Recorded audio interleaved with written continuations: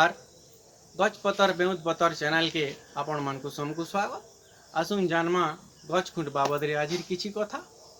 देखुन वर्षा सीजन मूल हे बसलान जिन माने गच खुंट सोग रखसन बा जिन माने गच खुंट जोगाजुगी करसन से माने एथर विभिन्न प्रकार गछर मनी हो कि विभिन्न प्रकार गछर डाल माने हो आनी करी तुपी करी चारा माने बनासन। तो सेमानकर मने गुटे अभियोग अच्छे, मानकर मने गुटे प्रश्न अच्छे। आर भी अनेक लोकर मनर प्रश्न इटा है कि आमर चाराटा 15 दिन मासे बचुचे आर तार परे मरी जाउचे। खद भी दिया हिचे, पैन भी रेगुलर दउचु, फिर भी मासे परे आमर चारा मरी जाउचे। तो आसुन जानमा आज काना कले आर केनता कले आपनकर चारा ने मरी। देखुन कौन सेटा जोरी रे जोगन कि केनसी गमला रे जोगन कि केनसी ट्रे रे जोगन कि केनसी प्लास्टिक कंटेनर हो कि अलगा केनसी पट भी हो। काना करसन आपन 15 दिन मासे परे ते गुटे ठाने रखी दिसन, फिर दे नै गुडी आ गुटे ठाने रखसन, तर जगह के आपन गुटे जगह रो गुटे जगह के चेंज करसन बा बदले नसन, ए शिफ्ट करसन। हेतिल लागि इटा काना हेसी मरि जेसी। काना होची देखुन इटा रिहादे छोट छुआ मानकर गोड़ हाथ केंदा बहुत सॉफ्ट थिसी कि बहुत कॉल थिसी। इहादे इटा हेंदा बहुत डेलिकेट अछि। इहादे मैट के इटा इतार चेर डाल रो चेरटा मैट की ग्रिप करूची, बरकस करी धरुची।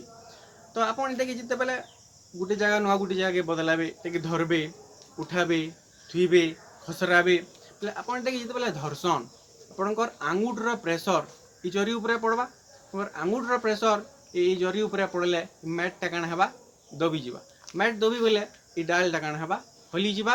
अरे तार ग्रिप जेन मैट के इटा ग्रिप करू दबा, से ग्रिप काना हेबा जेन धरू दबा जेटा छाड़ी जिबा। सेटा छाड़ी गले काना हेबा ए गछटा मरि जिबा।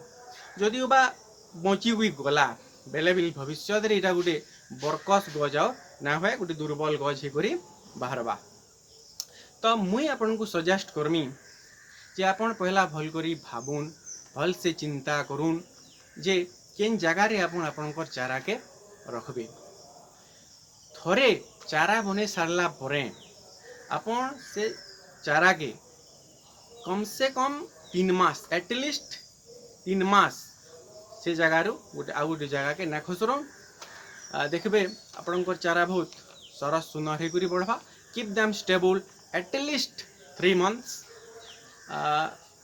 3 मास पर देखबे आपनकर चारा बहुत हेल्दी हेबा, बहुत सरस सुंदर हे करी सुस्थ सबल हे करी बढ़बा। आके ई चैनल रे आमे एंता गच खुंड बाबद रे वीडियो माने नै करी आसमु। आमे कहमु गच खुंड बाबद रे आपन को सादा सादा कथा लेकिन ओजनदार कथा। आजिर लगी हेतकी गच पतर सांगे रहून नुको रहून। धन्यवाद।